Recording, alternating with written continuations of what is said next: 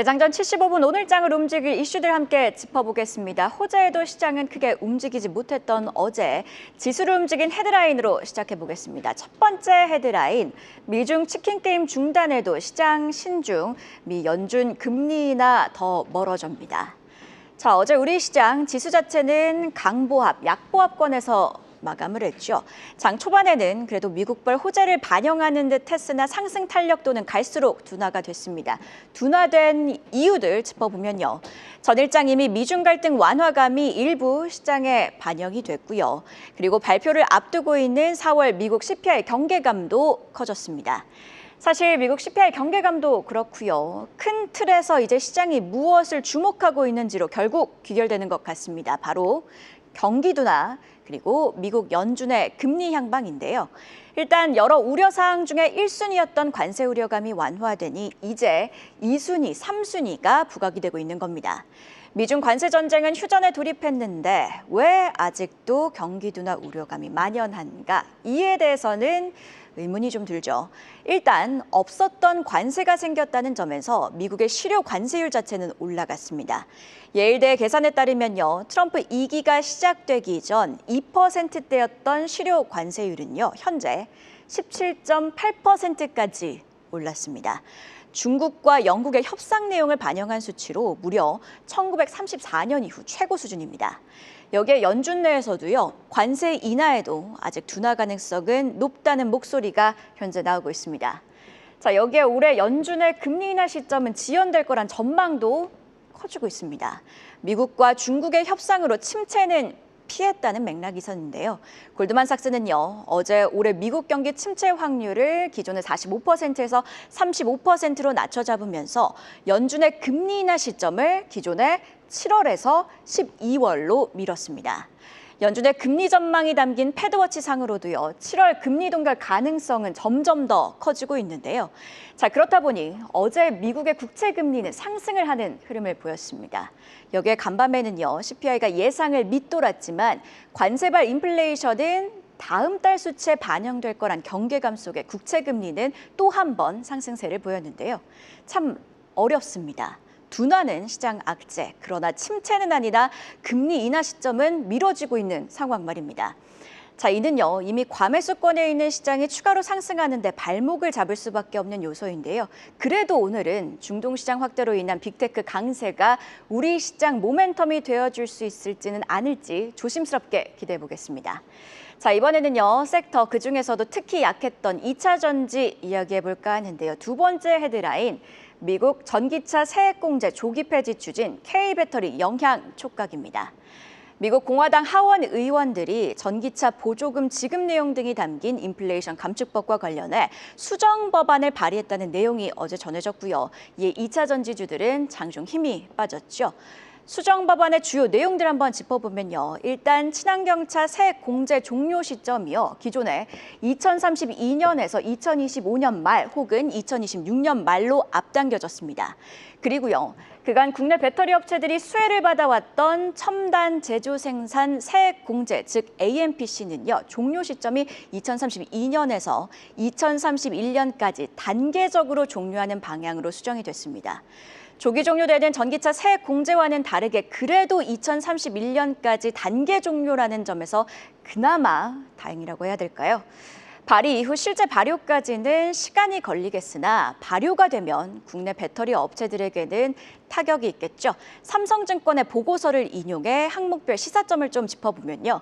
일단 전기차 세액 공제가 조기 종료되면 미국 소비자들의 전기차 구매 부담감이 늘면서 수요가 위축될 가능성이 있습니다. 그리고요. 당초 세액 공제는 우려 국가들의 공급망을 사용하면 안 됐는데, 그러니까 일종의 FEOC 제한 조치가 있었는데 보조금 자체가 사라지게 되면서 굳이 전기차 기업들이 중국인지 한국인지 배터리 공급망을 따질 필요가 없겠죠. 그리고 배터리 업체들의 보조금으로 이어졌던 AMPC의 단계 종료를 두고는요. 일단 행정명령으로 지급이 중단된 상황이라 수치 가능성 자체가 모호한 상황입니다. 그리고 AMPC 내에서도 중국 공급망을 배제하기 위해 FEOC 제한 조치가 마련이 됐고 2년 뒤에 시행이 되는데요. 그렇게 국내 업체들은요, 보조금 수령을 위해 2년 뒤까지 중국 소재 공급망에서 벗어나야 한다는 부담감도 있는 상황입니다. 당장 실적으로 좀 연결해서 짚어보면요, 지난 1분기 LG에너지솔루션은요, 영업이익 3,700억 원대를 기록을 했습니다. 한 분기 만에 흑자 전환을 이뤄냈는데요. 만약 AMPC 보조금 금액을 제외하고 보면 결국 1분기에도 영업 손실을 기록했을 것입니다. 삼성 SDI의 경우는요, 1분기 적자폭이 더 컸을 테고요. IRA 수정 가능성, 그간 관세 이슈가 커서 잊고 있었던 악재죠. 한국투자증권, 배터리 투자 심리에 부정적인 영향은 불가피하다고 진단을 했습니다. 여기에 오늘은요, 어제 장 마감 이후에 나온 포스코 퓨처엠의 유상증자도 투심에 영향을 줄 것으로 보입니다. 관련 공시는 바로 이어서 안혜수 캐스터와 함께 체크해 보시죠. 네, 포스코 퓨처엠의 어제 1조 1,000억 원 규모의 주주 배정 유상증자 공시를 내놓자 투자 심리 위축으로 애프터마켓에서 8%대 하락세 보였습니다. 어제 나온 공시 내용 자세히 짚어보시면 주당 95,800원의 신주 1,148만 3천 주를 발행할 예정이고요. 또 주주 배정의 실권주 일반 공모 방식으로 진행됩니다. 자금의 사용처는 운영자금, 또 타법인 증권 취득자금 등으로 쓰일 예정이고요. 포스코 퓨처엠의 최대 주주인 포스코 홀딩스는 유상증자 신주 물량에 대해서 100% 청약하기로 했습니다. 5,255억 7,700만 원을 출자할 계획이고요. 포스코 홀딩스 역시 4%대 하락했고요. 오늘 주가도 유심히 보셔야겠습니다. 아시아나항공도 자회사 에어서울의 주주 배정 유상증자 참여를 공시했습니다. 에어서울이 유상증자한 주식 3,600만 주 전체를 오늘 1,800억 원의 전액 현금으로 취득합니다. 이번 유상증자 참여는 국토교통부의 재무구조 개선 명령을 이해하기 위함인데요.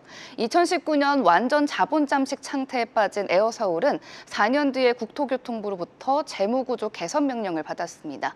이번 유증을 통해서 재무구조 개선을 이행한 건데요. 같은 일항으로 보통주 9주를 동일한 액면에 보통주 1주로 병합하는 감자 결정도 공시했습니다. 감자전 1,975억 원인 에어서울 자본금은 247억 원으로 감소했습니다. 또 같은 자회사죠. 에어부산에 대해서는 영구 전환사채 1,000억 원을 인수하기로 결정하면서 어제 ALCC 자회사들의 힘을 실어주는 공시 연달아 발표한 아시아나항공이었습니다. 지금까지 장마감 후 공시 전해드렸습니다. 네, 이렇게 어제 장 마감 이후에 나온 공시 두 가지 안혜수 캐스터와 함께 짚어봤는데요. 계속해서 증시 모닝 브리핑, 오늘은 유한타증권 장시영 차장과 이야기 이어가도록 하겠습니다. 자, 차장님, 앞서 짚어본 공시 중에 포스코 퓨처엠 유상증자 공시부터 짚어볼까 합니다. 포스코 퓨처엠이요, 1조 1,000억 원 규모의 유상증자를 결정했습니다. 올해 삼성 SDI 그리고 한화 에어로스페이스에 이어 세 번째 조단위 유상증자인 상황인데요. 해당 소식이 아무래도 투자 심리에 부담이 되면서 애프터마켓에서 9% 가량 밀렸습니다. 어떻게 봐야 될까요?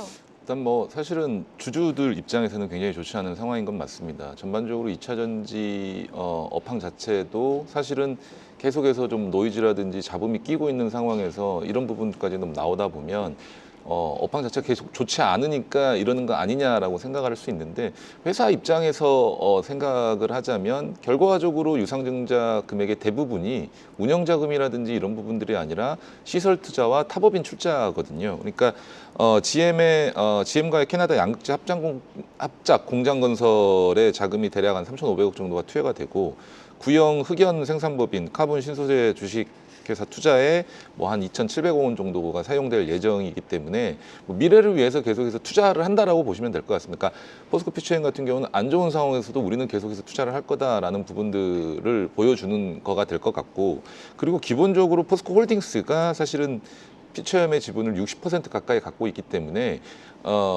홀딩스도 대주주 입장에서 전액 유상증자에 참여를 합니다. 그러면서 책임감을 가지고 계속해서 이 사업을 키워가겠다라는 의지를 좀 보여준 걸로 우리가 좀 느낄 수가 있겠는데, 앞서 말씀드렸다시피 포스코 퓨처엠의 주주들은 굉장히 좋지 않은 상황일 수 있습니다. 하지만 이런 부분들이 계속해서 거쳐가고 지나가야지 2차 전지가 대바닥을 잡고 다시 반등할 수 있는 계기가 될 수 있기 때문에 조금씩 더 참고 기다려 보셔야 될 것 같고, 전반적으로 2차 전지 업황 자체가 지뢰밭인 상황입니다. 그러니까 낙폭과대로 인한 일시적인 반등 외에는 매수 접근이 좀 어려울 것 같고, 다만 이제 에코프로 BM의 경우로 봤었을 때, 예전에 이제 2차 전지 관련주 대장이었기 때문에 그 경우로 봤었을 때 2차 전지 산업이 성장이 시작되고 기술적으로 봤을 때 월봉이 외봉으로 끝나는, 그러니까 어떤 산업이 새롭게 시작이 되고 솟아올랐을 때 그 월봉이 외봉으로 끝나는 경우는 극히 드뭅니다.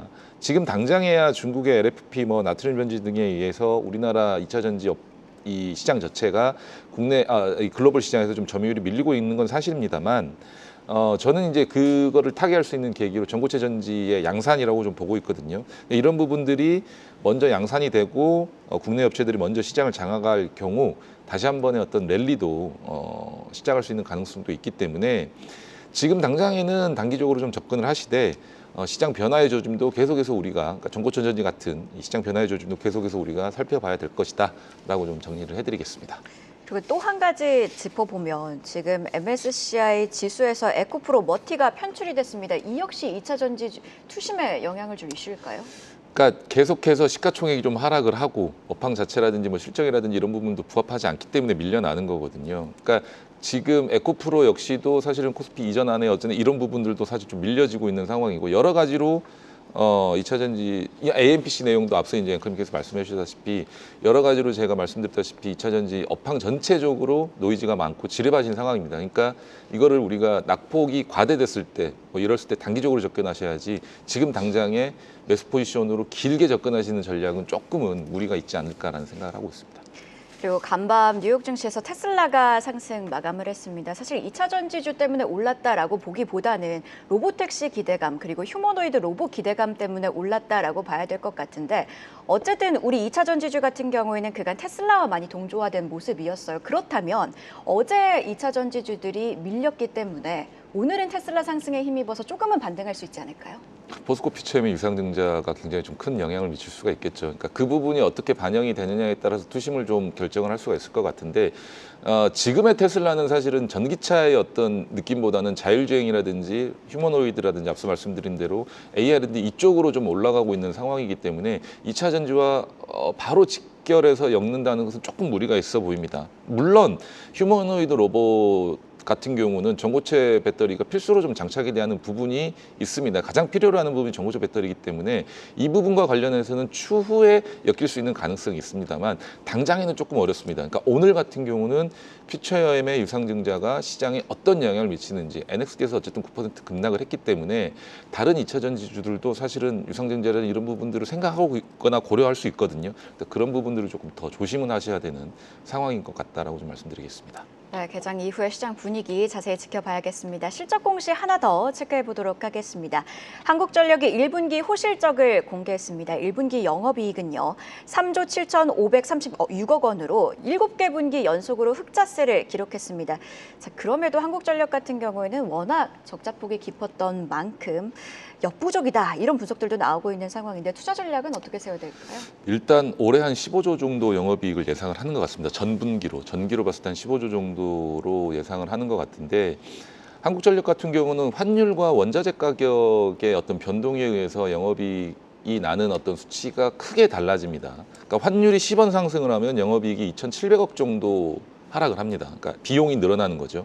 대신에 유가가 배럴당 1달러 하락하면은 영업이익이 3,140억 정도, 그러니까 3,000억 원 넘게 증가를 하고, 석탄이 톤당 1달러 하락하면 영업이익이 830억 정도 감소하는 점을 좀 감안을 했을 때, 최근의 환율 상승은 사실은 유가 석탄 가격 하락으로 대부분 상쇄됐을 것으로 좀 추정을 하고 있거든요.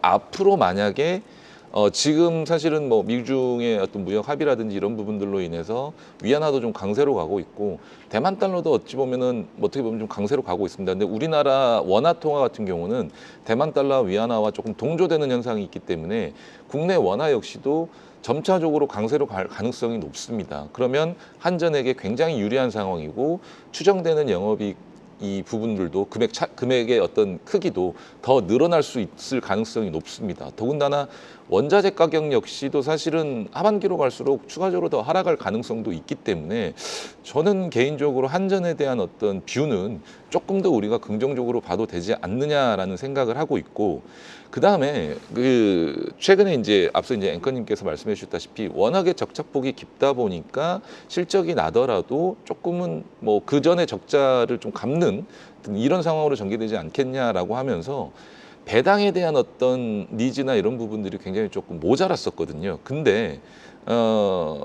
2024년 배당 결정으로 불확실성은 해소가 되었고, 올해 실적을 가지고 올해도 배당 성향이 조금 더 늘어나면서 1,400원에서 1,700원까지 얘기가 나오고 있습니다, 주당. 그러면 이게 배당 수익률로 따지면 현재 가격으로 한 7%가 넘는 수준인데, 만약 영업이익 수치라든지 뭐 이 실적에 대한 어떤 기대치가 조금 더 올라가면 올라갈수록 배당 성향과 배당 수익률은 더 올라갈 수 있는 상황이기 때문에 저는 개인적으로 한전 지금 가격대에서, 그러니까 원화도 추가적으로 하락할 가능성이 있고 원자재도 여기서 추가적으로 더 하락할 가능성이 있다고 한다면 저는 여기서 한전은 계속해서 우리가 전략적으로 좀 담아가야 될 수 있는 자산이 될 수 있지 않을까라는 생각을 하고 있습니다. 네, 이렇게 한전 투자 전략 들어봤고요. 바로 이어서 전일장 핫했던 섹터에서 이슈를 찾는 시간입니다. 이슈픽 심수영 캐스터가 준비했습니다.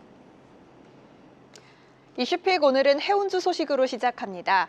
미국과 중국이 관세를 90일간 대폭 인하하기로 합의한 가운데 전일장 해운주가 수혜 섹터로 지목됐는데요.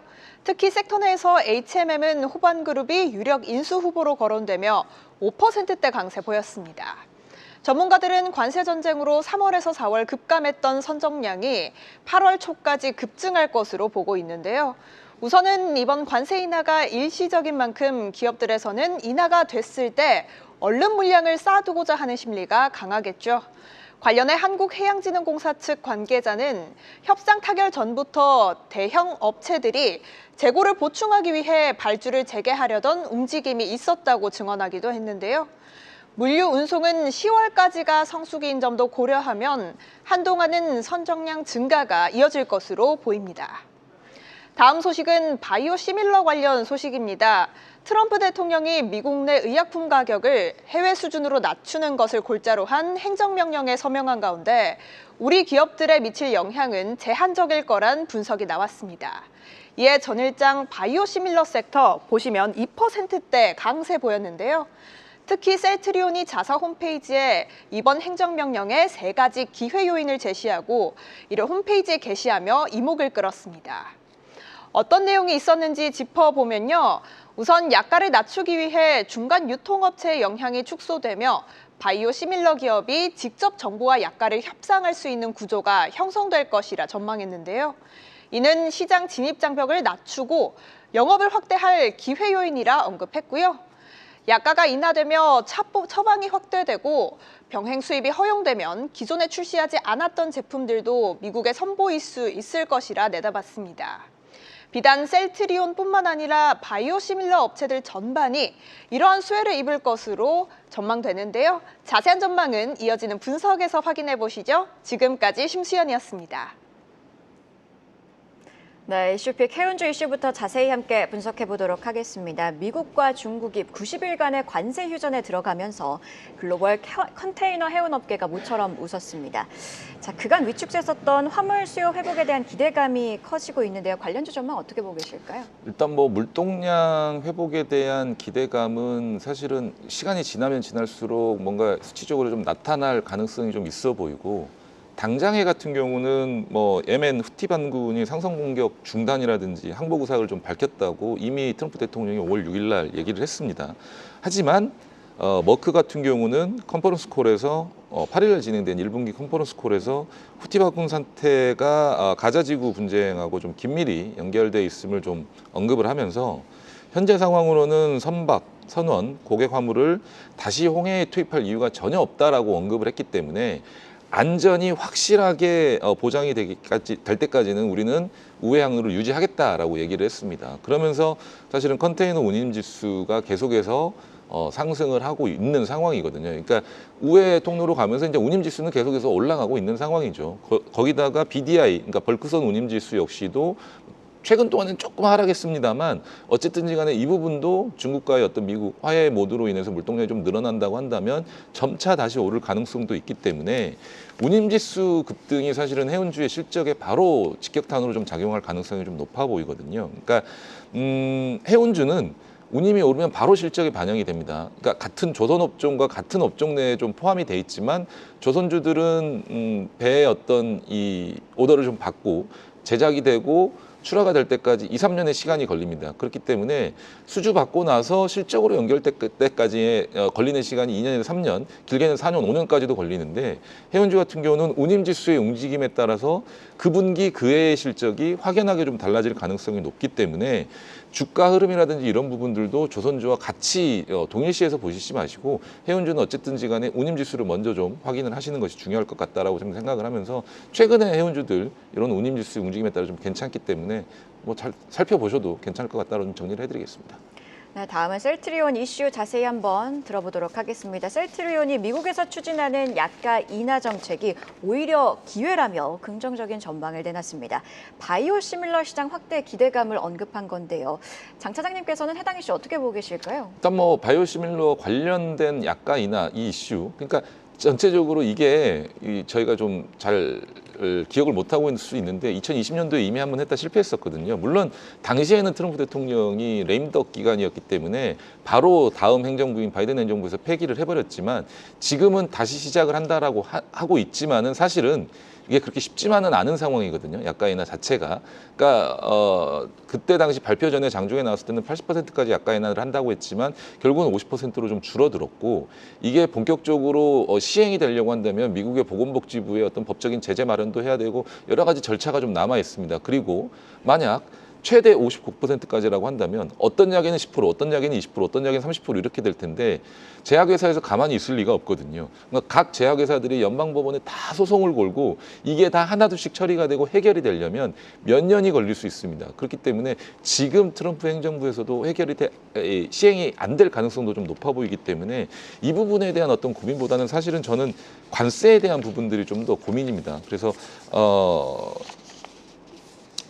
약가 인하라는 내용보다는 앞으로 품목별로 의약품에도 좀 관세를 부과하는 이 부분에 좀 초점을 집중을 하면서 제약바이오 업종 내 종목들을 그 이슈, 그러니까 앞으로 나올 관세 이슈에 대한 부분들 그거에 더 집중을 하면서 우리가 좀 종목들을 좀 선별을 해야 되지 않을까 이렇게 좀 생각을 하고 있습니다. 네, 이렇게 증시 모닝 브리핑 오늘은 유한타증권 장시영 차장과 함께 이야기 나눠봤습니다. 고맙습니다. 계속해서 다양한 경제 이슈를 알고 싶다면 구독과 좋아요, 알림 설정 부탁드립니다. AI 캐스터 권미정이었습니다.